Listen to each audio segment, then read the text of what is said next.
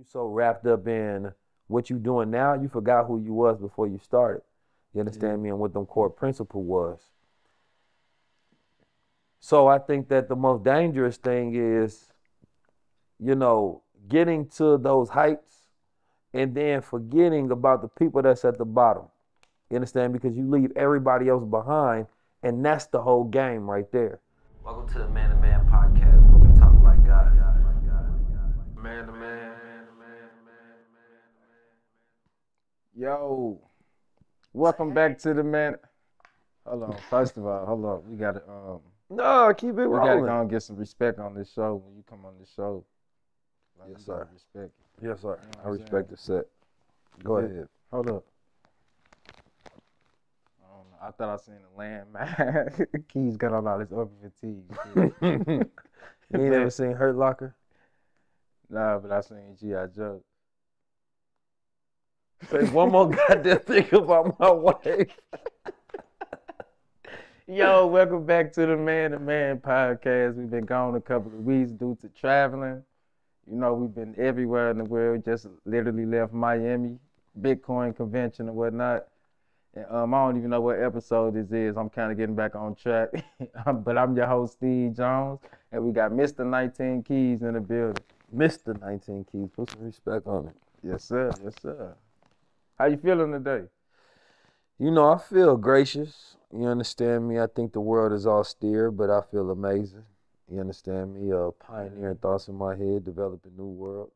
You understand me? Communicating ideas and thoughts and architecting cities as I go along. You understand me? I feel very visionary. I feel like my legs feel good, my heart feel good, my liver.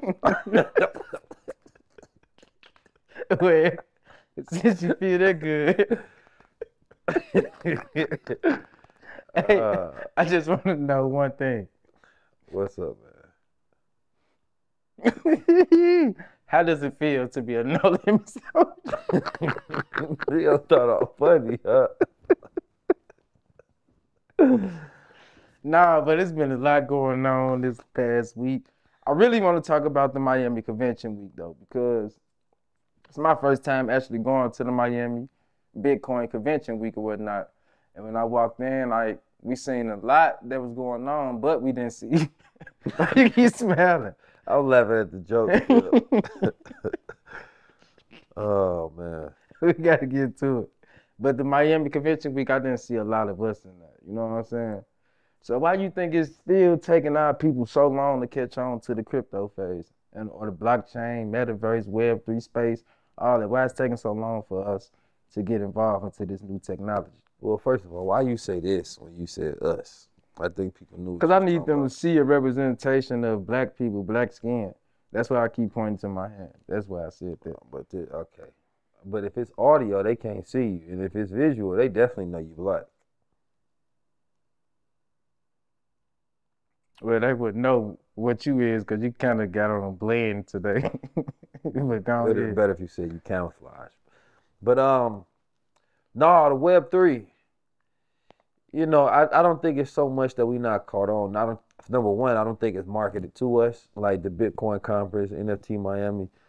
Like they got NYC NFT coming up. You understand me, in New York. They had LA NFT, and even myself, I didn't know about all these events until last minute. You understand me? It's not heavily marketed to our demographic. Number one, you feel me? So I think that it's the lack of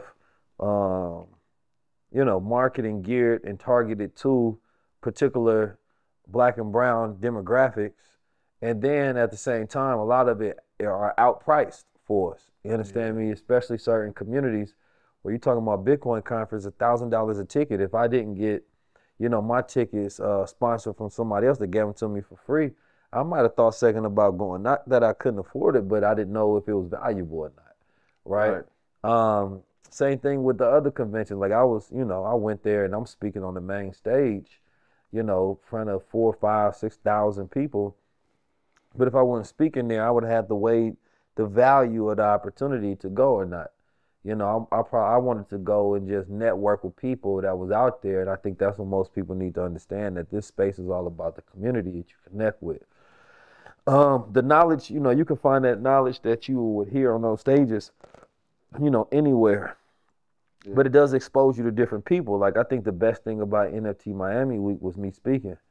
And I don't really say that lightly, I say that humbly, respectfully, and I just say that because, I'm the glitch in the matrix that the people wouldn't have got. The people probably followed a lot of the other speakers, founders that's on stage. You might hear one quote from Mark Cuban. I didn't listen to Grant Cardone, Yeah. and some of the other people, but it wouldn't have been out of the normal, right?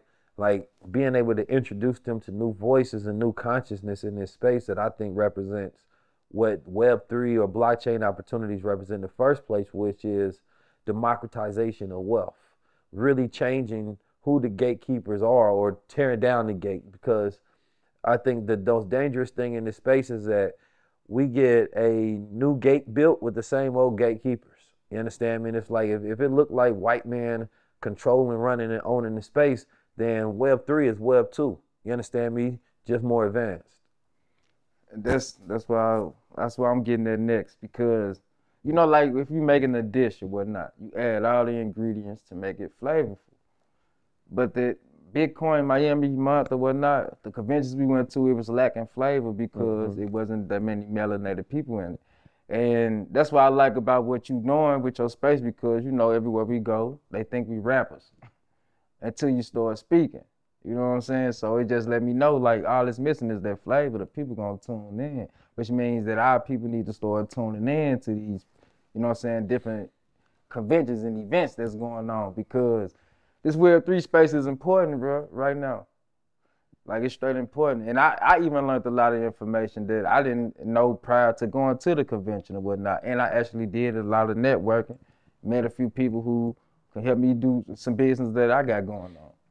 Yeah, no, it's definitely important. I mean, there's people in there making millions upon millions of dollars. Yeah. And this is not something that you got to go risk your life for. Not something that you got to go murder. You understand me? Not something you got to do anything illegal. Like you're talking about people that's firing their day jobs rapidly and then making millions of dollars, or people that were once in corporate jobs deciding that they're not happy and then getting into a space where they can build and be happy and enjoy themselves by simply getting education, learning where they can be leveraged in that space. Like some people are creating a project, some people are connecting people together. Some people are the artists and developers, some people are doing the marketing, some people doing the consultancy, some people throwing the events. There's hella different opportunities right now, and it's like it's lazy for you to not jump into an opportunity that has the possibility of changing your life. You understand me? And I think, I was asked a question today on Twitter Spaces. The woman was asking about education. Now, of course, I can always sell my course. And, a brother came on there was talking about how life changing the information was for him because I'm going to always give you that top to bottom. You feel me? But at the end of the day, I told her, like, it's free resources. And the mindset is more so this, like, stop making other people your excuse to not move forward. Meaning that if, oh, well, I didn't get my question asked by a live person, so I don't know. I don't want to hear that. Listen, I talk about learning how to learning the generality of it and then learning the details of it, the concept and details. But at the same time, it's like, did you really put in the legwork to go search YouTube, Google, Twitter Space, read the books, read the articles? Did you do everything to input this information? Did you have conversations around it with people who are experts in here that have experience? And if the answer is no, you understand me, then there's no question you need to be asking other people. You You need to understand do me? some Unless you're paying them. more studying, right? Yeah. So I will for the people who are tuned in and viewing, we need to give them a breakdown of what Web 3.0 is. Mm-hmm. First of all, because a lot of people don't know what that is. Web 1 was when the internet first started, I guess. I want to say 1990, 1991. We started when we got on the internet, they didn't have everything that it got now. So it was just a consumer thing for us. We were just getting on there looking at stuff. Web 2.0 probably came in the 2000s to where now companies are collecting data from us, from the people or whatnot, and now they know, how to market to us from the things that we like and search on the internet. That's Web 2.0. So can you give a breakdown of what Web 3.0 is? Web 3.0 is ownership. I think the simple statement of Web 3.0 is the idea of ownership of the internet and digital access. You know, it's like when we look on social media today, one of the bigger issues is the fact that you put a lot of your intellectual property on there in a form of content, but you don't own it. You understand me? You don't have the licensing rights. You don't have the trademark to it and things of that nature, and you're not able to monetize off the data that you create, right? So your content is the data, that you putting into the universe. You understand me? And into the metaverse, the internet, whatever you want to call it. But let's say Web 3.0 is I put out content on a Web 3.0 platform because I put it out, not because a host, server, or platform allowed me to put it on there, right? I own it, not them. Yeah. So therefore, if there's any money being made on it, then I get a cut of everything that happens with this. So today, if I go on social media and I have something that go viral, you understand me, and 10,000 people use that clip, my intellectual property, my data, my content, I'm not getting paid from that. Mm-hmm. Instagram is, and even some of the people who utilize my reels or something, they get paid. But why wouldn't I participate in the monetization of content and intellectual property that I created?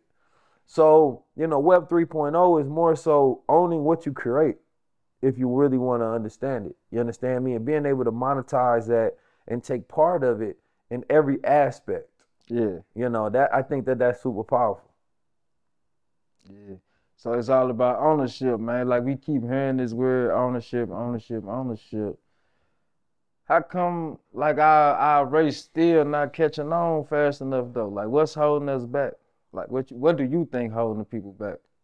I mean, I think there's number one, shout out to the people that are moving forward, because I think that there's a large amount of people that are into this wealth movement. You understand me? Like I'm a financial influencer, financial liberator. You understand me? Just in a way that we educate people, and we've been educating hundreds of thousands of people and reaching millions of people, and have reached tens of millions of people over the last, 6-7 years. So there are a lot of people. We've always been slow in this space because we always get hit with a reset button. Every 10 years or something happens. You understand me? Whether it's drugs, whether it's gangs, whether it's guns, you understand me? Whether it's white presidents like Trump, or something happened distracting us and taking us off, you understand me, what we had going on, our square. So our people haven't had a timeline to be able to focus. You understand me? You can go look at every single decade in this country and you go find something that's detrimental to the focus of black people that robs us of our energy collectively from making progress. You understand me? Whether it's Jim Crow, segregation, civil rights, activist wars, race wars, drug wars. Like there's always something going on, and there's always been something going on since the inception of this corporation known as the United States of America. So I think that it's beautiful to see what is going on, but it's like it takes us to fight the entertainment industry. Because it's like, let's be honest, you go look at some of the top influencers and entertainers in the game, and right now the hot thing is them pushing out marketing for gambling. You understand me? Like teaching people how to gamble. And it's like, if I bet you tried to hire those same people to show up at a financial influencer seminar, and they probably say no, it's not connected to their brand, right? But a company can hire them to push gambling on the larger society, and that's how they want to. And that's how they choose to use their influence, although they already have millions and millions of dollars, right? So I think what we got an uphill battle is that not only do we got to educate the people, we have to get them away from, those who want to stagnate them and derail them. You understand me? In the book, Outwitting the Devil by Napoleon Hill, he talks about how, like gambling and a lot of those sinful things that a person may do on a normal basis makes you drift, right? It takes you away from who you are, your passion, your control of self, your discipline, your power, your mastery. You understand me? And so it's easy to prey upon people lower, machinations and lower energies. You feel me? It's hard to get people to think in a higher mind. You understand me? Because you got to go adverse environment. So it's like we are either in direct opposition of the entertainment industry, because this is the opposite of entertainment, if you will. You understand me? This is the focus industry. This is the discipline industry. This is the wealth industry. And that requires people to put their mind, you understand me, in a better place than giving it to people that don't want to see them progress. I got a quick question for you. With the Web3 space, being on the blockchain, utilizing this technology, do you think this is a chance for us to break the classism curse as far as the minorities? I think that classism is what happens when people subscribe to these social constructs to where you feel like you're better than another because you've now reached a different height, and each one of those heights gets you boxed in and access to different levels of society. And I think that one thing that we need to be careful of is creating the same old structure, Yeah. right now that we got money. So it's like, and we see this happening all the time, and this is why, like, a lot of us, when we get money, you forget about your people. You get money and just completely forget about your people. And you can come up with all the valid responses, excuses you want to. Oh, I'm not helping them niggas out. I'm not doing this, that, and the third for nobody. Or you just forget because you so wrapped up in what you doing now, you forgot who you was before you started. You understand me? And what them core principle was. So I think that the most dangerous thing is, getting to those heights and then forgetting about the people that's at the bottom. You understand? Because you leave everybody else behind, and that's the whole game right there. That it was a movie, old school movie, and it was talking about how, one of the best things you can do is take the brightest amongst them and accept them, basically. Like, take them and pay them. You understand me? And then make them think that they better than the rest. They start taking and adapting your ideology, the way you think, and then they, after a while, you understand me, they go think they better than the rest of them, so they never go back for them. You understand me? They go think that they part of because they go subscribe to another culture. So for me, I think about culture as a subscription. Like, you can subscribe to a culture or not. Like, people that say that they black and white, I think about that, and I replied to somebody today and said, you can't be black and white. Black and white is not even, there's no color that's black and white. You understand me? You have to combine who you are, and then you have to manifest the makings of your character from there. You understand me? All of the things you say that you are, all of the things that you say you believe in, pull that together, and it has to be aligned with one. You can't be this and that. You have to be one. You understand me? Because if those two things are contradicting, then you're an enigma. You understand me? Who are you really? And I think that's the identity crisis most people go with, is that they try to be both things at once that are contradicting to each other, and it confuses them. You understand me? Instead of saying that, no, this is who I am firmly.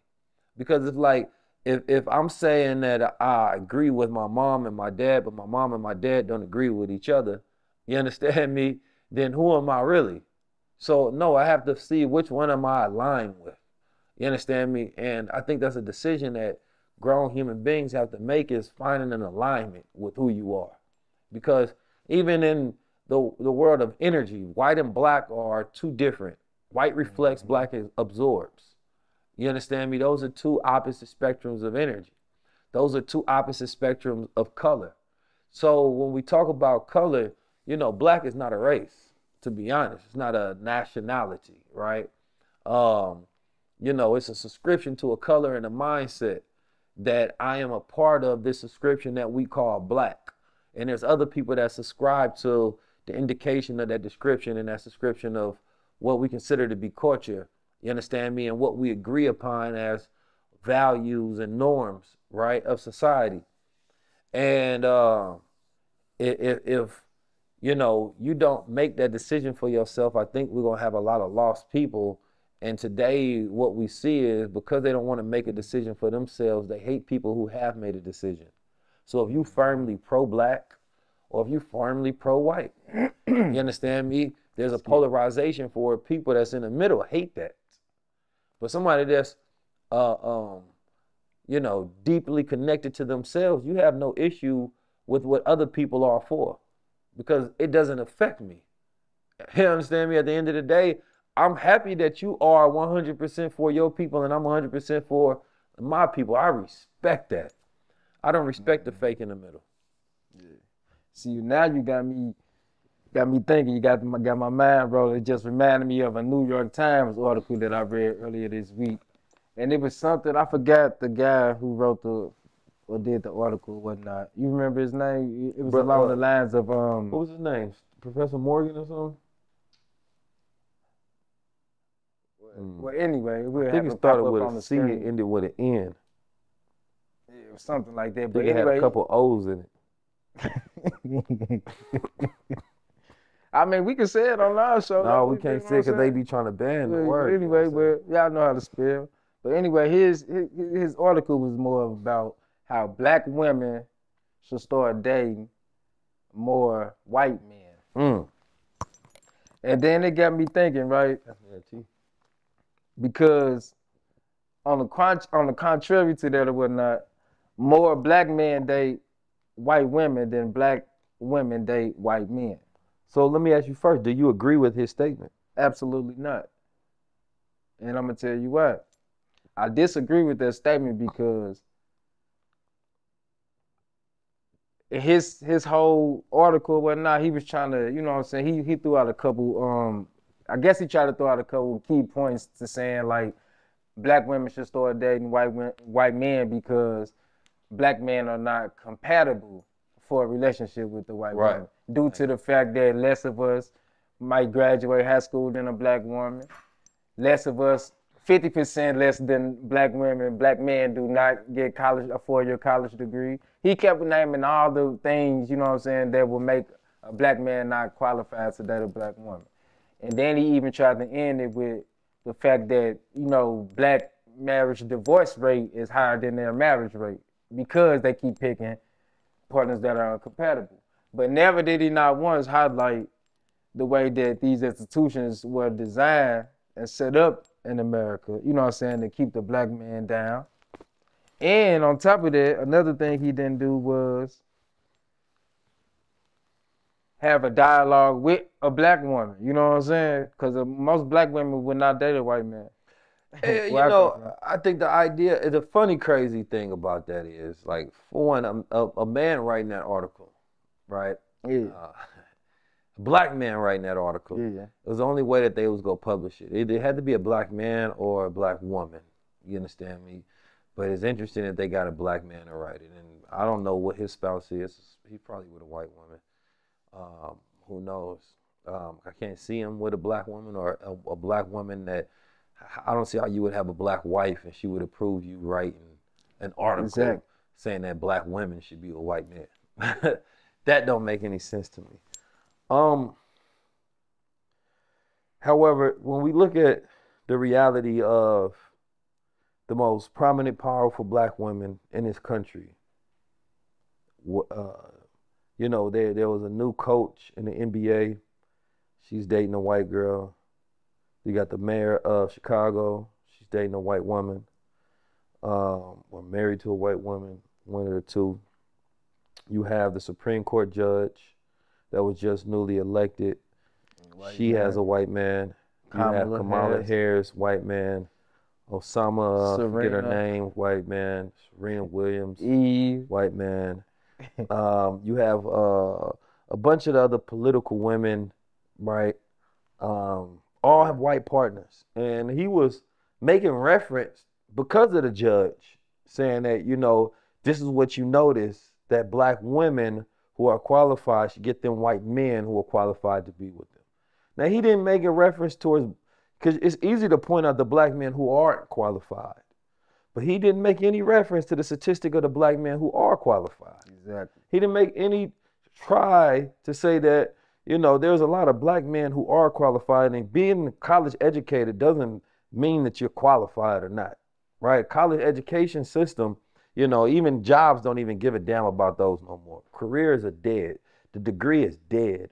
So if you make that a measurement of a black man should be with a black woman because he goes through a college education, you understand me? And Master says that he's now one of the good ones, and she should measure him by those same measuring sticks, then you're a sucker to even believe in thinking like that in the first place. That's not what makes a black man qualified to be with a black woman or a black woman qualified to be with a black man. that is the most whitewashed thing that could ever be possibly spoken out of anyone's lips. You understand me? Love for your people, right? Being a protector, a provider, a producer, a lover, you understand me, of your people, number one, is key. That's key. Right? Now, there's some people who just don't care. If you're that type of person who don't care about black culture, black people, then of course, no, you shouldn't be with a black person. You shouldn't. Go over there with who you care about the most. Because who you marry does show who you love the most. People say, well, love is love. Well, when is love ever just love? What is love then? If the way you describe love is love, what is love? But we don't ever want to put any accountability on love. You understand me? Love is the most dangerous statement ever uttered. The most dangerous statement ever uttered because it can be used to justify all sort of sick fantasies and ideas and relationships and wants and desires. Love is love. No, love is a duty. You understand me? Love is a responsibility. Love is accountability. Love is nation building. You understand me? Love is commitment. So when we say love is love, it actually doesn't have any meaning. You understand me? And I think that it expunges responsibility for people to think about their actions and what they subscribe into when they say that they love someone. And my question have always been, well, number one, if we get a black woman of power and she falls in love with a white man, out of all the black men that exist, she say that this is the one I'll fall in love with. And these women that are political don't just make love decisions, they make political decisions. They make decisions that they believe are going to be the best for their career that they can navigate with. They're not just making decisions of the heart and saying that this is okay. So that has to be number one understood. They are making political conscious decisions that this is going to be the best thing for my career that's going to help me go far. So it may be a black man that they love, but they realize love wasn't just love. You understand me? Love was the political decision that they have to make in order to start a family with somebody because they wanted to rise up in this world. This is another classic example of the division of the black family.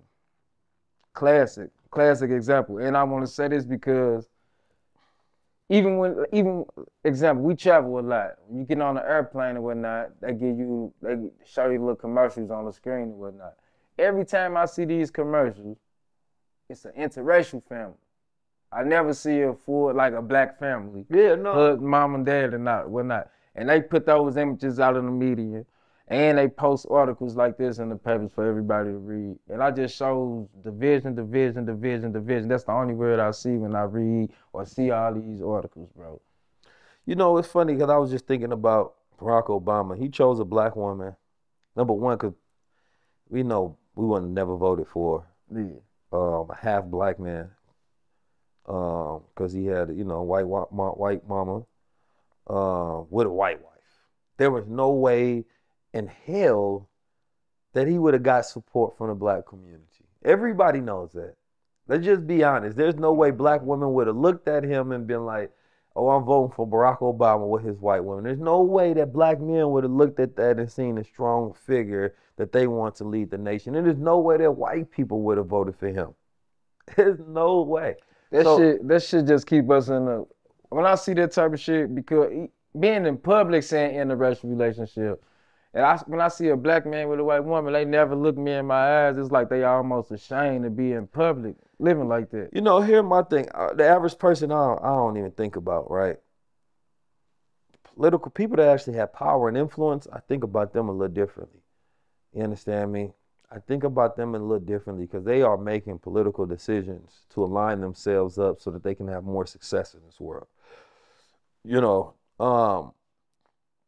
But the Barack Obama and Michelle Obama, right? It didn't become a thing where that was viral, where it was like, oh, black man get with a black woman. That's how you make your success. Yeah. That never became the thing. Isn't that the thing? If he did anything, the idea is that, everybody was saying who you marry counts. Get you a black woman. Mm-hmm. Oh, Barack Obama. But then when a black woman gets a white man, say, oh no, who cares who you marry? That don't matter. Why y'all worried about that? It's like, well, damn. I thought we were just well, Barack Obama got him a black woman. That was cool, Yeah. right? Then how can we not hold that same level of accountability to black women in political offices? You understand me? So for me, it was just that whole thing that if she loves a white man, how do we know that she even loves black men?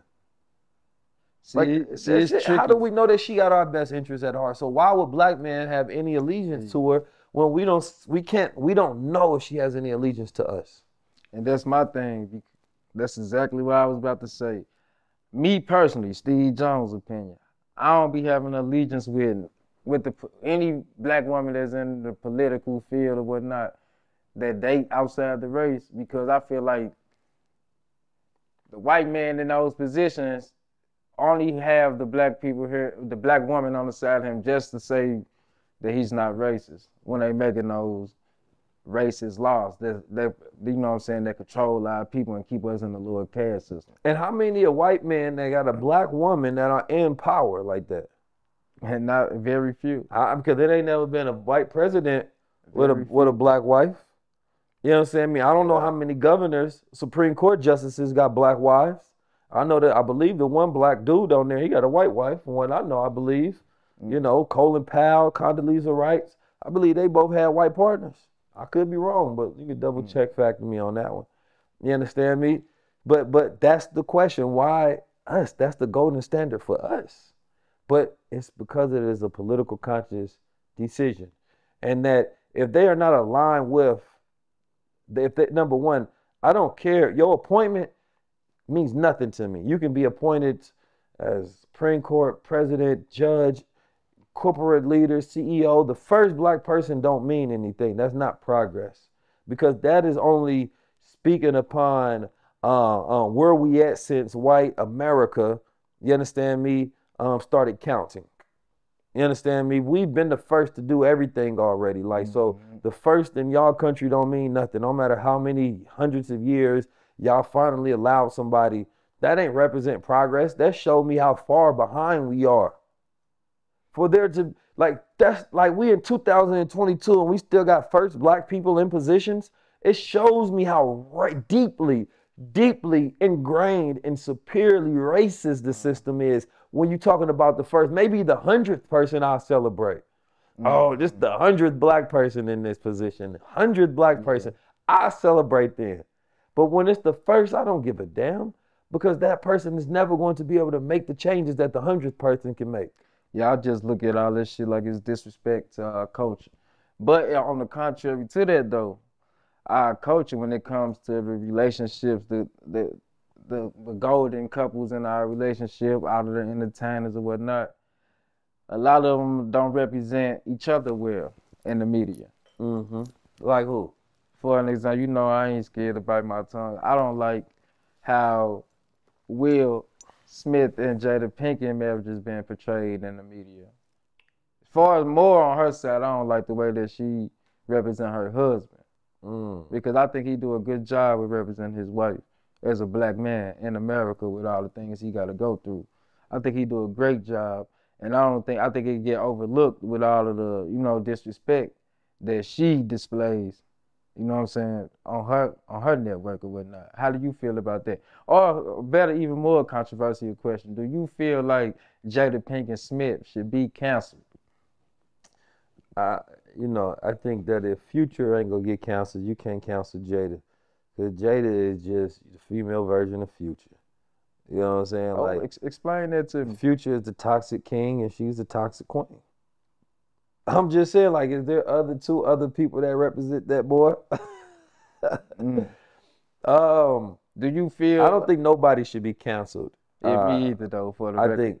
I think cancel culture, sucker culture is not just wanting to deal with the reality and the truth. Got to counsel the people instead. You understand me? Yeah, I think that's a cop out of society wanting to just discard people and ideas and things instead of deal with the reality of them. I think that here's the thing. I don't really know anything about their marriage. I'm not inside it. I'm not in their agreements. In their contracts, none of those. We just strictly sticking to what's on social media. What you see on social media. Social media is partly perception though.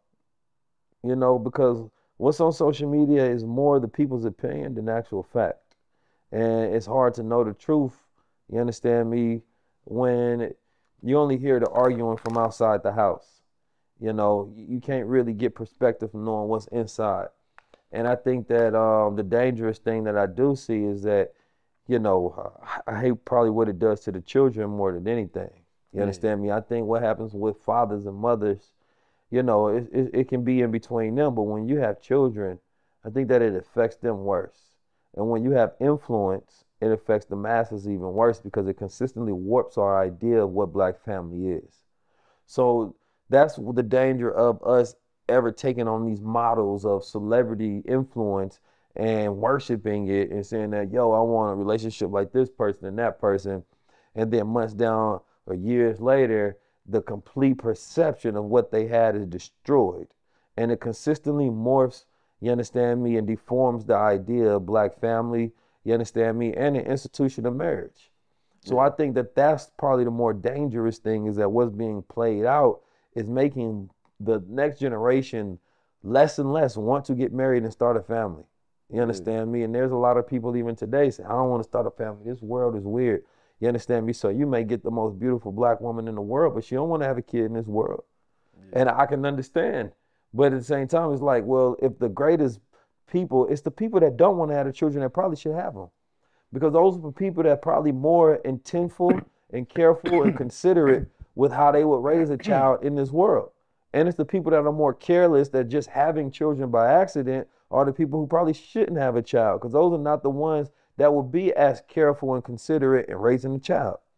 You know, so I yeah. think that you know, the next generation, you know, don't think about the ideas of family models, you understand me, as ideal for them. And I think that families like that and celebrity worship, you understand me, are killing those concepts more and more and more in younger generations. Definitely.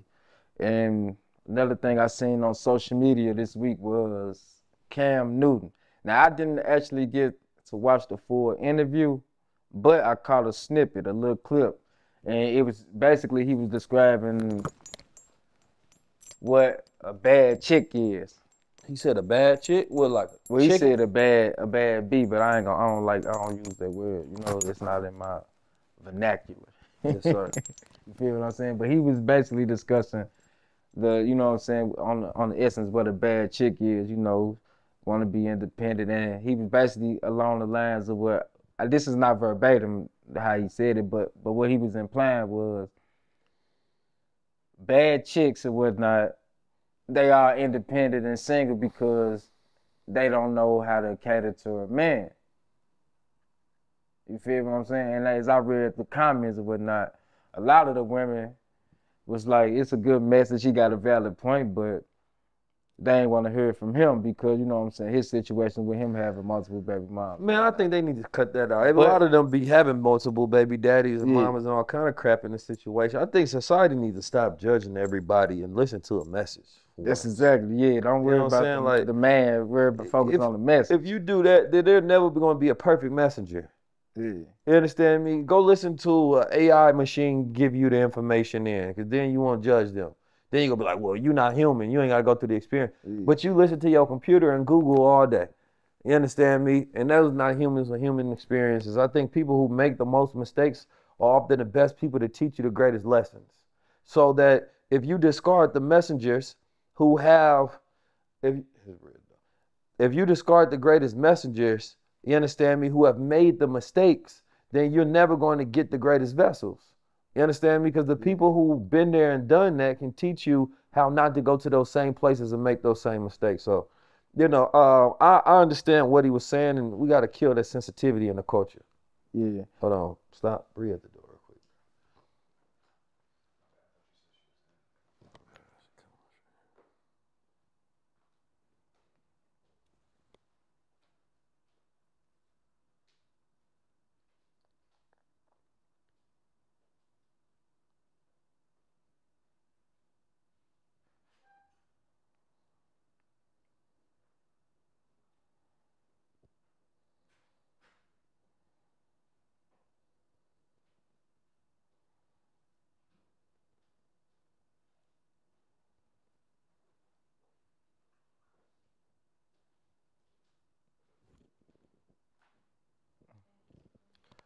What's up, baby?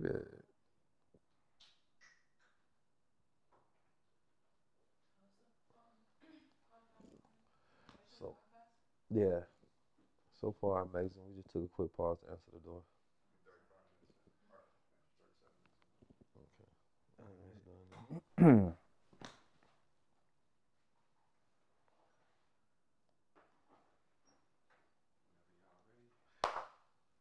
All right. But yeah, though, man, I think that the message I think had a lot of validity in it, and I think the key factor in what was said is that he said for me, and I Yeah, think that we ain't got a society who like to listen or nothing. I think that everybody is entitled to their individual preference and perspective as far as what they believe what they want for them. Because at the end of the day, when an individual gives you their preference, and somebody had a good comment, they said women can say about umpteen thousand things that they want out of a man, but if a man gives any list of what he wants from a woman, you understand me? Then there's an issue. yeah, Women can say they want a baller, nice, respectful. He got a big car. You can take him on long vacations. He can make this amount of money. Like there's songs that celebrate that. But if a man say no, he wants a feminine woman that is submissive or something of that nature, there's a huge issue. And a man just telling you what he wants in his domain. And I think society is on a place of where they only celebrate suckers. You understand me? And they only want to tell men what to do. And that's the opposite of being a man. A man is not exactly. one who submits entirely to the world. He submits to God. You Yeah, understand me? And when God gives him directive, mission, and perspective, then the rest of the world got to submit to that. You understand me? Because he's not going to bow down to nobody else but the one that he looks up to. You feel me? I think those type of comments only come from the women that try to say they independent. You know what I'm saying? And it's kind of crazy because like when I see them type of comments or whatnot, it's like they only want to be independent in the public. Well, I mean, shoot, if you want to be independent, be independent. Then But yeah, you but shouldn't have you shouldn't have an opinion on things that require people to have interdependence. You know, independent is like it's just being single for your whole life. then when it comes to like catering to somebody, I think he was actually right on the nose with it. You Yeah, know what I'm no, saying? He was actually, I think I agree with a him hundred, a 100%. 100%. I think women don't like to be women and feminine no more. Men don't like to be masculine anymore, and that's their Yeah, issues. You feel me? And I think that they gonna have more problem than the people who decided that they want to be masculine, or the women that decide they want to be feminine, and they decide to establish themselves in those roles that make it successful for them. The rest of them are going to be unsuccessful, unhappy, looking on the outside, having a mm, perspective on everybody else's relationship that's working for them. You feel me? So it's like, go ahead, see if that works. See how that plays out. You understand me in the long run. You know, it's the same thing. It's like I've seen a meme where it was on Shade Room talking about how a girl said that if you go getting married early, basically, is like leaving a club at 8, 9 p.m. or something of that nature. You understand me? yeah, I think I seen that. Um, and it was like, listen, man, what the hell is the club, blood? Like for real, like the celebrity people, they get paid to be in there. You have a bunch of other people who just don't know how to live life right, so they only know how to go to a club because those are only events when you think about it. You know, um, but the reality of it is, a club is just an empty space that once you fill it up with alcohol and people and music, it throws people into this environment, into this rhythm. You understand me? In this social environment that makes it feel special, but it's a lot of people there that are only there to distract themselves from the problems of their real life, Yeah. celebrating nothingness on a consistent basis and just spending money in areas that they should never be spending money in. That's why I never been the type of guy looking for love in a club. If you're not gonna find it that. Nah, It'd be, I nah. think I think more people with the problems, like you said, go out to the club. Like you said, it's just a distraction, a stress reliever. So when Yeah. if you going to the club looking for love, you wasting your damn Clubs are time. some of the most dangerous places in the world because you around a bunch of people you don't know.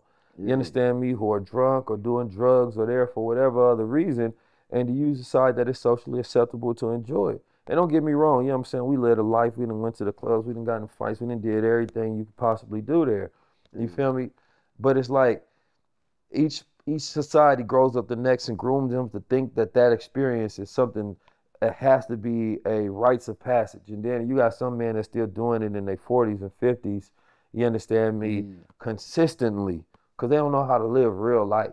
And they don't have anybody to live real life with, whether it's a partner or whether it's family or, you can travel the world. Like, you can do adventurous things in this world. Like, there's more things than just going to a club, getting fly and being seen by other people so that they can think that you're special in this place, so you can go buy out the bar, buy you some bottles, or buy out a section to make somebody else family rich.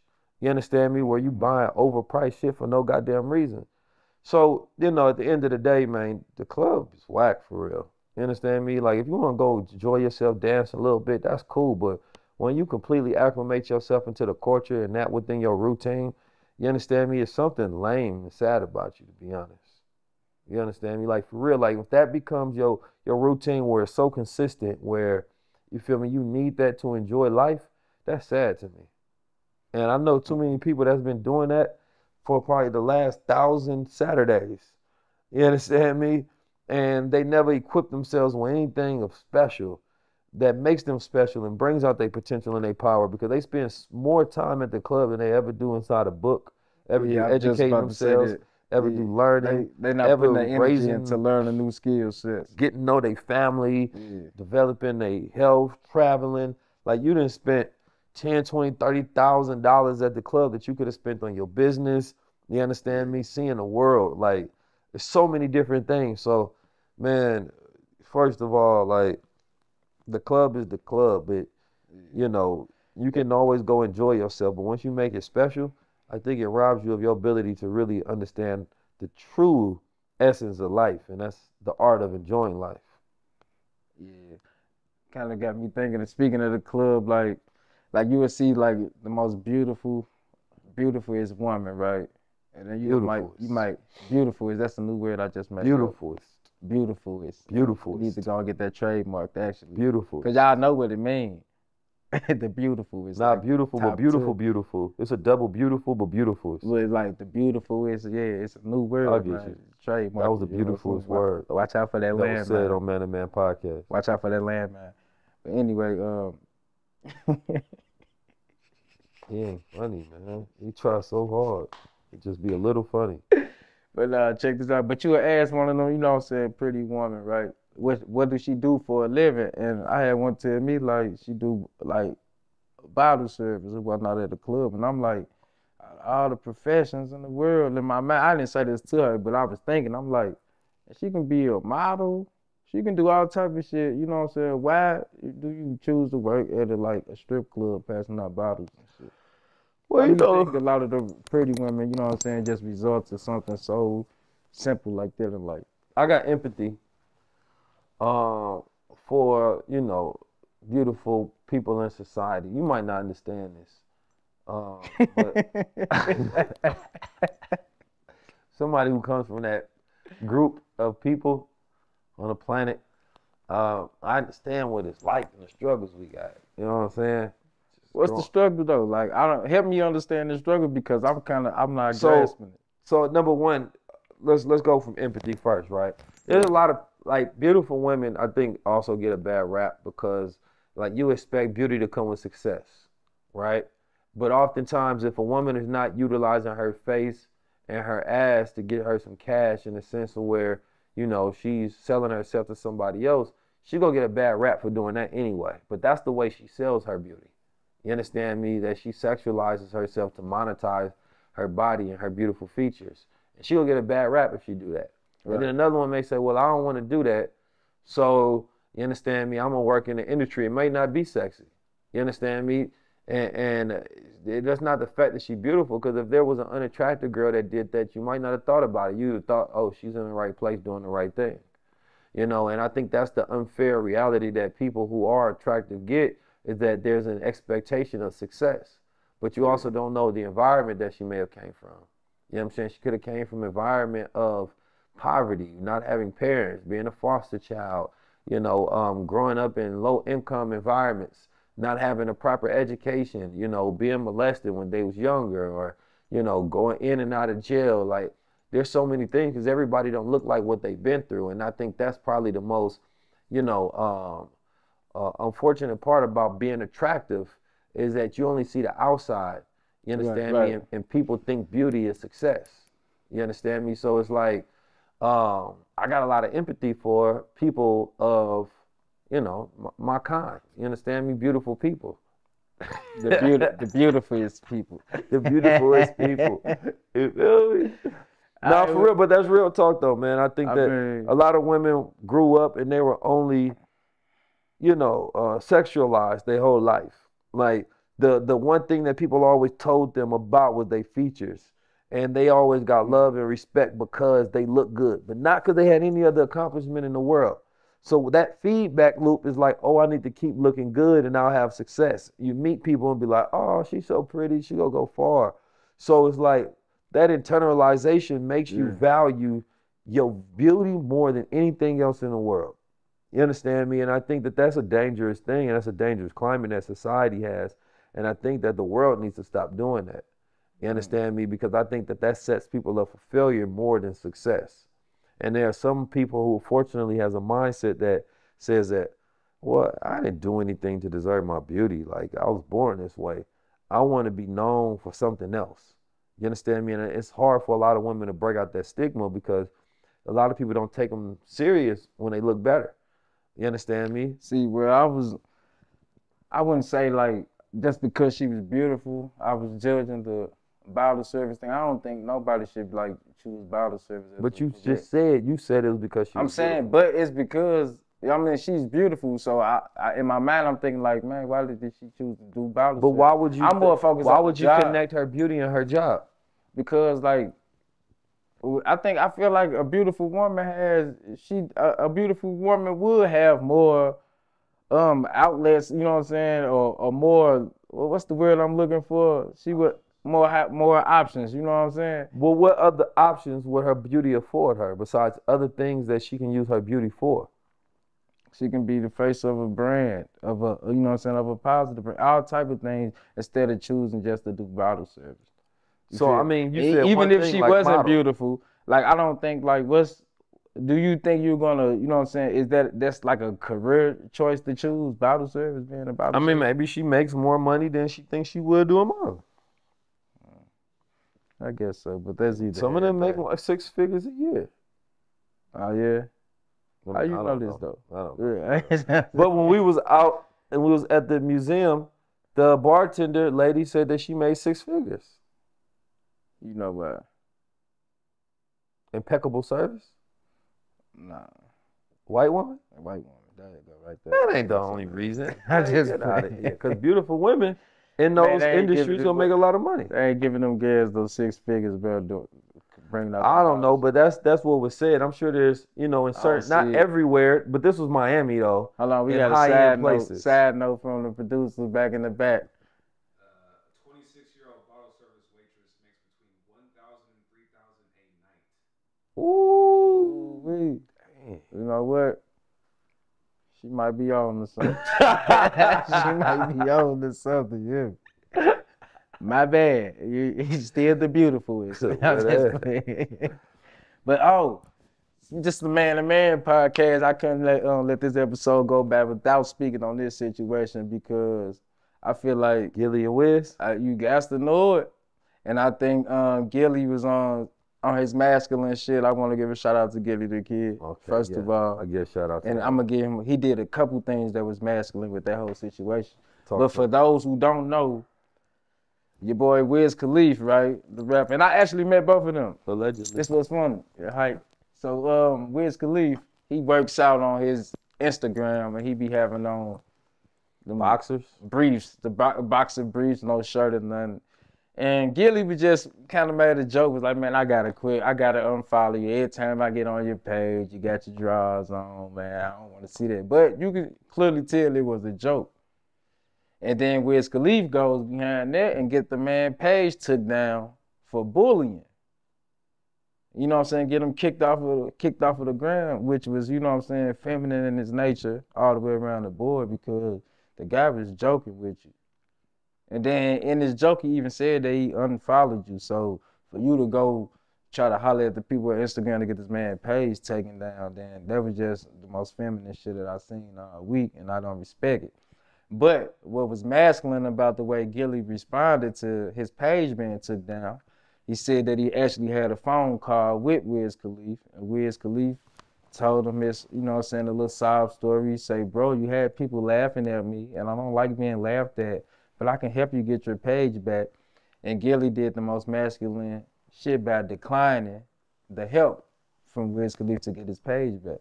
He say, nah, I'll do it organically, build my fan base back up instead of rocking with you after you just did some sucker shit like that, you know?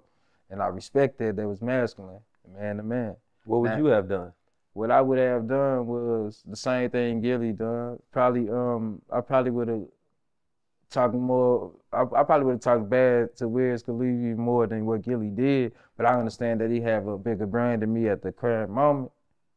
You know what I'm saying? So I probably would have got away with, you know what I'm saying? What would you have said? What would you say worse? I would have said, make sure you put the beep, beep, beep, beep, beep, beep. But yeah, but I felt like it was some sucker shit, Nah, because it's the internet now. And this is my thing with all this shit, right?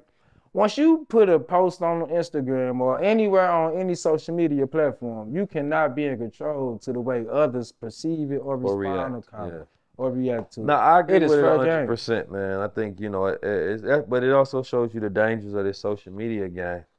You understand me? That you can build something for years, you know, a whole business, and your business can just be taken down. And that's why Web 2 is dangerous. Like, there should be nobody that has that power to take down your platform. And we just got so used to it as a society that other people having power over us. You know what I'm saying? Like, you telling me that I can build this for 10 years and then you can just cut off my business, my communication line to the world, all of that, for an accusation, for somebody commenting and reporting? You know, like, I think that this is the most unjust thing ever, but it also is a telltale sign of why we have to invest in outside platforms so that our influence doesn't live under somebody else's thumb or rulership. You feel me? And I think, to me, that's what it reminded all of us. You understand me? And he got it back now. You understand me? But at the same time, it's like, what if bro ain't get it back? And what if the following didn't come? And what if that messed up millions and millions of dollars for him, his family, and everybody else that's going to be connected and affected by their success and progress? So I think that as we take that as a lesson to be like, all right, everybody should be cautious of the fact that we are building on someone else's land. You understand? We building digital real estate on somebody else's digital land. And that not until we build and have our own digital sovereignty and take our businesses in places where we own the space, we always got to tiptoe, and freedom of speech will never be free. You know, I'm shadow banned and constantly shadow banned, not because I said anything hateful, not because I did anything racist, not because I discriminated against somebody, I bullied somebody, I harassed somebody, but simply having a perspective that the algorithm disagreed with. You understand me? And the way that they built in they tech bias and decided that they want to target my particular page for. So not only do black creators miss out on a lot of money, you understand me? We over-censored, and then it makes you sensitive to the algorithm of where you don't want to say certain things. So I suggest people treat Instagram, you understand me, as not their main source. You understand me? Instagram is just a face front. Like, let's stop putting fly stuff on Instagram since Instagram wanted to act like that. Fine, create our own platforms and put that everywhere else. Put your real perspective somewhere else. Let Instagram just be a funnel that where you send you say, hey, I got this going on, come over here. You understand me? Because I'm not about to keep putting on my real perspectives on Instagram. Why? So they can keep shadow banned. Nah, I'd rather have that as my museum for telling people the direction of where to find my real perspective, my thoughts, my ideas, my long-term content, long-form content. I seen the comedian, I forget his name, but he got used to have like the #1 like skit show on there. He took his off because they changed the monetization rules. Like, influencers and content creators and developers really have to figure out, you know, this Web3 space, this blockchain space, get with developers to monetize their audiences in ways to where they can be consistent and make a living. All right, before we get off this Gilly and Wiz situation, Wiz Khalifa said something and I want to know your take on that. He said he felt like Gilly was turned down another black man. Man, you can't use that in every situation. Man. Come on, Thank you, man. What Boosie said? Come on, man. Come on, man. Come on, man. Not my dog. Because here's the thing, man. It's like it's a man-to-man thing. You feel me? It's like one man say something to you, say something back to another man. You understand? All you got to do is respond. Like if you don't have a response to hold up what you do, like if I want to wear boxers while I work out, then I'm gonna stand on wearing boxers while I work out. You understand me? Because I mean, at the end of the day, it look weird. You understand? Why is you like you got other grown man training you and you got your thing out while you're working with them? It looks weird to me. So if you say that, oh well, no, that's what I like to do and it make me comfortable, breathability, durability, or maybe I'm doing it for the ladies, so and so. Stand on that, then move forward. You're actually going to get a lot more support.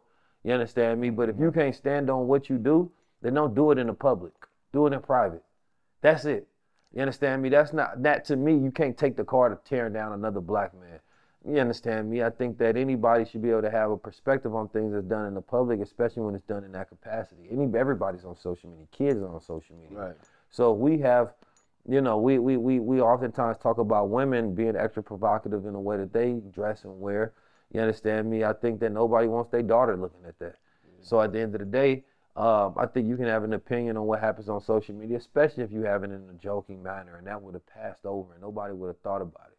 You actually highlighted the situation even more, so I think it was more strategic on his part to bring actual more attention and be petty on it. But I don't know the situation. I don't really know the ins and outs with it. Okay, now you just said something that was lame. key. You said some situations you can respond in a joking manner, knowing that it was a joke in the beginning, but what I learned nowadays is comedy is on life support. And when it comes to, this is what I want to ask you. When it comes to comedy, do you feel like something should be off limits? Because this week we seen the T.I. situation or whatnot. And I think I might have had a talk with you about it, but a girl was on stage or whatnot, and he was taunting her or whatnot, and she kind of said a joke about the sexual allegations that was made against him before. Even though he's not been convicted of nothing or even charged with a crime or whatnot, she kind of made a reference to that, you know what I'm saying, that situation that he had. And if you all don't know now that T.I. is also trying to become a comedian. He has been doing stand-up, getting booed at a couple places, I guess, but my thing is, do you feel like certain topics should be off limits when it comes to comedy? Or do you think comedy should be a stage where everything should be neutral and fair ground? Man, I think we living in dangerous times. You got the war going on, you know what I'm saying, high inflation rates, recession. I think that people are living in devastating times.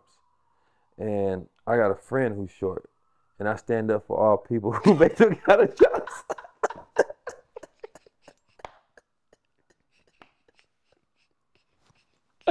It's set up. It's set up, then the build up. Okay, come on, man. All right, let me See, I kind of brought that one on myself. You heard me? I set up a good joke for you. But you know I'm going to get you back, man. Come on. Oh, man. Set up punchline. All right. Landmine. Come on, let's get it. I think,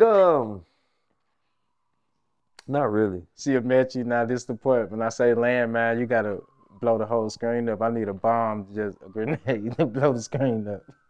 Come on, go back. All right, anyway. I think not really though. I think context matters. You understand me? And I think that, you know, there's everything got to be done in good taste still. Like, I don't think comedy should be an excuse to just be an asshole or be a racist. You understand me? Or like use that platform as your way to just shit on people. But I think that if it's done in a tasteful manner where it's true comedy and its perspective and its observation, then I think that there's no subjects that can't be touched on. I think, you know, you try to engineer respect into everything that you do. I think that there's a lot of vulgarity or vulgarness that happens in comedy often that may exceed the line. But I don't even think that's what people are complaining about. It's more so the political satire, and the political wokeness that people have nowadays, where they feel like nobody can say anything. And I think the sensitivity of a people is directly correlated between the times that we living in. You understand me? And I think that if we dealt with it in the 90s and the 80s and the 70s and the 2000s, what makes people in 2022 any different? You understand me? Besides, there's new agendas and there's these new ideas to where everybody wants to have power. But for me, it's like if you really want people to accept you, then people should be able to laugh about it too. You understand me? Like you're not like otherwise that is controlling people by fear. And I think that that's what most people try to do is because there's a lot of things in society that people don't naturally accept, but they're feared into accepting. Like you can tell who got the most power by the people you got to whisper about. You understand me? And I think that it's up to comedians to actually stand up to that. You understand me? I think that Will Smith's slap was an indication of that. But it's like you can't tell the world not to be sensitive when you say that it's okay if we celebrate Will Smith slapping Chris Rock while Jada Pinkett Smith is there laughing. You know, I think that that's a sign where we contradictory as a society. You understand me? And I think that that's where we blurred the lines where, you know, you should be able to laugh, you know, in the face of adversity. You know? Because like, you know, laughter gets, you know what I'm saying, get us as a people through a lot. Especially over, you know what I'm saying, with the enslavement of our people for years. I feel like comedy was just that one place that we can all go and agree on, you know what I'm saying, one subject, you know. But now it's like, you better not have an opinion. But you know, I blame a lot of the bigger comedians for being afraid. Like, you're not gonna see Kevin Hart making any political. No, he's not gonna go over that line at all. He's not gonna be edgy with it. Yeah. The only person that holds it down in comedy at that level is Dave Chappelle. Yeah. Dave Chappelle is not afraid of being canceled. You understand me? The rest of them are afraid of that. And I think that they've set the tone for audiences worldwide. I think that, but at the same time, it's like they don't eat if they don't comply. So Dave Chappelle had a different level of freedom. He was willing to walk away from money to keep his integrity. Yeah. You understand me? And most people are not willing to do that. So it's like once you comply, you know, it's hard for you to go back and try to break the rules and make it seem fair and good. So I think that, yeah, society is way too sensitive. You understand me? Like I've learned to laugh at all sort of things in life. You can make Muslim jokes. You can make jokes about me being too intelligent. Or jokes about me being too handsome, or jokes about me having extreme talents and see, this one of them jokes. And, that's a joke in itself. That's a joke in this. He tried to do what Eminem did on 8 Mile. He tried to name all this shit about himself before I get him on a joke later on. You can say how smart I am, how intelligent I am. So I can't have no joke later on. I'm still gonna come up with a joke, brother. So I'm just letting you know, bro. Be ready. Okay. Whatever makes you feel good about yourself at the end of the day, I'm here. You understand? He just real like trying to 8 Mile me. I'm not trying to tear another black man down. See, that's what I'm talking about, bro. Like, I think I read your Zodiac this week, and it said something about sensitive. Nah, I'm not sensitive. My life path number is a 1. You understand? We not a sensitive type. No, I'm just joking, man. Oh. Something. But Honorable Elijah Muhammad did say too much joking and playing around is no good. So sometimes we do joke and play around a little bit too much as a society, and sometimes repercussions come behind that.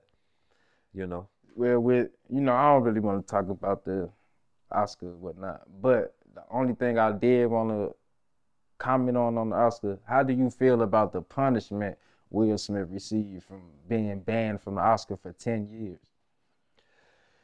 You know, I've been banned from the Oscars for 10 years too. You know what I'm saying? I think it's better than and I didn't slap nobody. You know, I didn't curse nobody. I didn't do nothing to the Oscars, and they ain't invited me in 10 years. You feel me? So I feel Will Smith pain because I ain't never got to sit there. I mean, it's better than going to jail. I guess I'll take that. You know. Well, you know, but to give you a serious reply though, Man, me I personally, don't I know. I wouldn't don't go really to no care. award So show it's hard after to. I didn't have a perspective on that. it. I don't know what the punishment should be for slapping somebody on stage in front of the world. I don't think it was that harsh of a punishment, to be honest. You slap the shit out of a grown man on stage in the world who's a comedian who's literally get paid there to make jokes on the audience in front of the entire world. You know, I don't might as well just ban them for life if that was the case.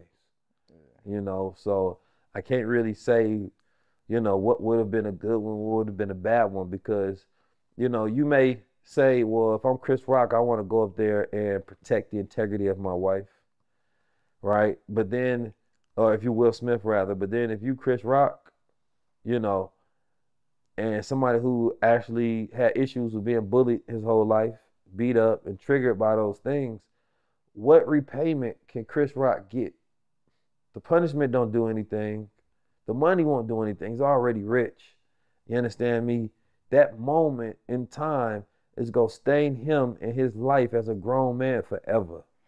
You can't live that down. See, but this the thing though, when it comes to our people, right? They only give us those extensive ass punishments, bro. Even in the real world. Well, I mean, it never happened before, so how do I know? Okay, but the white people get on there and clown too, man. I seen some clips. So let me ask you though, if a white man got up there wait. and he slapped another white man in front of the world, do you not think that he would have got 10 years too? Forget the slap. No, but I'm just saying in that particular case. Listen. Just yes or no? I don't know. You don't know. No, because I'm finna give my breakdown. No, you wouldn't have got it. I seen clips of Jim Carrey at the Oscars running around this whole Oscars kissing people in the mouth and shit. They were scripted. Well, they shouldn't have did that because now it gave me. It was pre-COVID. Yeah. Anyway, well, it be like all type of shit going on at the award shows though, bro. Like right, but 10 years, bro. I don't like the fact that our people got to get judged for shit that we did 10 years ago. That shit is in the system. People go to jail for 10 years. Yeah, I get what you said. Non-violent crime. But bruh. So people don't, I can't change. Why 10 years is a little extreme? But listen. 10 years is extreme, bro. Once you make that decision, you make that decision without the idea of consequences. So whatever happens to you, that was Will Smith's complete fault. There's nobody who can say, well, oh, this person did that and the third. That was Will Smith's decision that I'm going to take consequences that come with this. So as a man, if you go stand up, you go do certain things, take the consequences.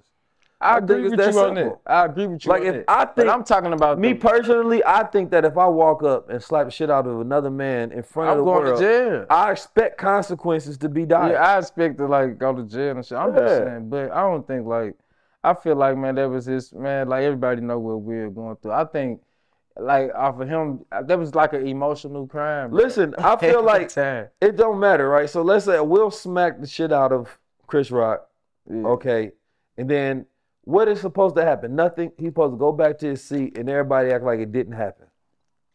So I mean, I think the world is overreacting on the consequences.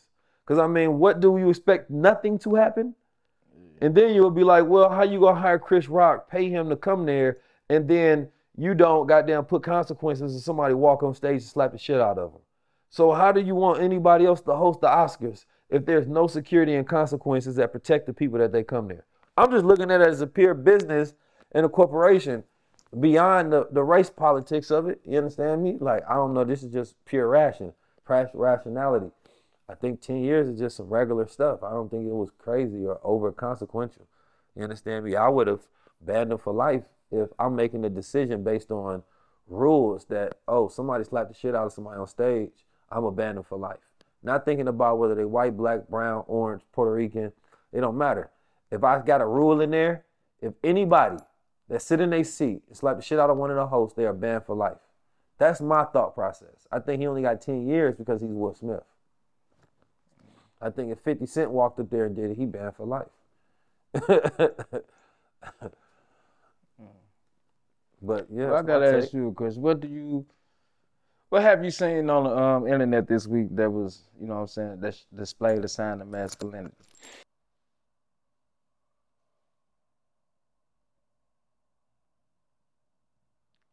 See, and this the point where like when you gotta think that hard, that is crazy to me because I mean like it's not a lot of this masculinity going on in the universe when you got to think that hard when it comes to social media.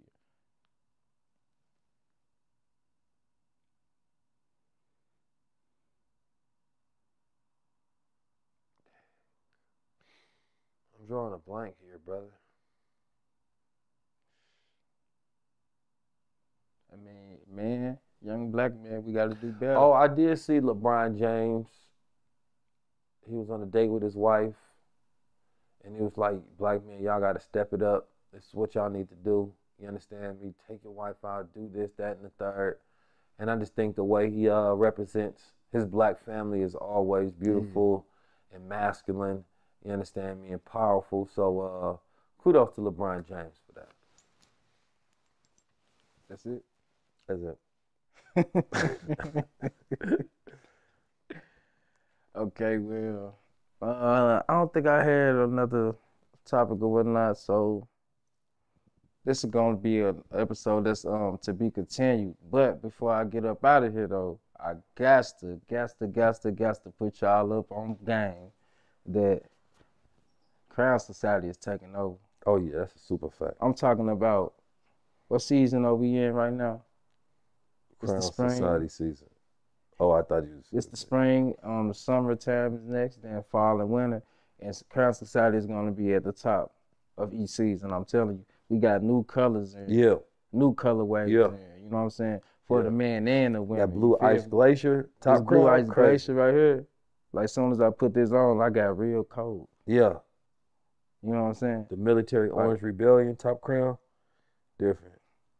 Yeah, you know what I'm saying? That the one he got on right there, it comes with a tank and comes with a camouflage vest. You know, I couldn't think of any other circumstance I was gonna wear this, so I said we're gonna do this now. Like, I bought this in the UK, so you know what I'm saying? It come with a walkie-talkie, everything, like copy. Real deal G.I. Joe 10-4. You know what I'm saying? 10 toes down, man. But if you want to purchase any of the crowns in any variety of color for the men and women, even the children, all you got to do is go to crowns19.com. And that's crowns with a Z at the end, the number 19.com. Tap in to get your crown. Oh, we also have the holographic crowns in right now. I don't have any sitting by me right now at the moment. But make sure you tap in, man. Get your top crowns. We got the trucker style. We got the regular style. We got the regular crowns. You know, just tap in. They all there. Nothing. Well, you better hurry up and go and get yours because they sell out pretty fast. Do you got anything you want to tell the people 19 Keys before we get up out of here? You know what?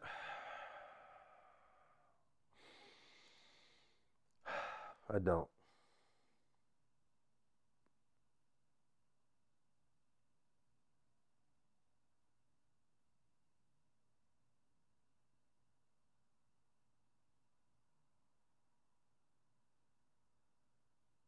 See, that's what the camouflage do. They have you doing a mannequin challenge, trying to blend in. Go on, tune in to the Man to Man podcast on Tuesday, man. Shout out to Amechi, and shout out to 19 Keys. Oh, man. This episode was silly. But no, peace, family. This is the Man to Man podcast. You tapped in with 19 Keys, the greatest thought leader living. You understand me? And we had the young man, Steve Jones, that was hosting. But I wanted to make sure I do a proper closeout of a show. You understand me? We talked on various topics, and at the end of the day, we're trying to give you a masculine perspective on things that we observe and that we see in the world. You understand me? I appreciate y'all tapping in, and we're going to try to be more consistent with these episodes. Make sure y'all give us some feedback below in the comments. Let us know what y'all love us to talk about and tackle in the next episode of Man to Man. Oh, one last thing. Shout out to everybody who already purchased their top crown. You know, we got Kiefer Skies from the Indiana Pacer. He got his top crown. You know, we seen Jim Jones in the comments. He say he want his top crown, so we gonna hook him up with it. And shout out to just everybody, you know, been showing love to the brand. And also, when it comes to, you know what I'm saying, this author thing, man, we got this on lock too, man. You know what I'm saying? Like, we ain't just on here just, you know, New phone challenge. We doing a new phone challenge with the books now, you feel me? Yeah, stacks. You know what I'm saying? Talk to Where me. we pulling ideas out of our mind and putting them on paper and Yeah. books for the people. You know what I'm Yeah. saying? Yeah. Unlocking the minds. Come on now. All you gotta do is just open the book, turn the first page, and make it to the last page. And then pass the book along to your friend after that. Hey, Keys, matter of fact, can you tell us what that book about? It's about reprogramming your mind. You understand me? Being able to tap into solution-based thinking. You feel me? Real You know smart saying? stuff in there. How many people you know doing a book spread? You feel me? Like that's just Nah, for real. So I wrote this book as a simple guide to be able to help people go along their journey of emerging into higher consciousness, but at the same time giving you simple, easy steps. You understand me? To be able to change your mind and perspective, you know, about the world. And a lot of people have read it. People that's free, people that's in jail. You understand me? And I'm getting great testimonials on how they've been able to change their life. And it's an easy, quick read. I give you, you know, actual step-by-steps, you know, things and routines that you can start going about. And it's going to really just change the concept of how you live. From the first page, I think that you'll get an enormous amount of value, you know. That's my guarantee. You won't be able to get your money back, but you still going to be able to enjoy it. And all right, well, peace out. This is the Man to Man podcast. I'm your host, Steve Jones. Shout out to my boy Ampu. He's still in, you know what I'm saying? He in Atlanta right now, handling business on the other side of the world for Ampu. That's the right way to do it. You feel me? It's the right way. You feel me? But shout out to my brother, man. Thank you again, 19 Keys, for holding it down with Ampu position right now. Welcome to the Man to Man podcast, where we talk like guys.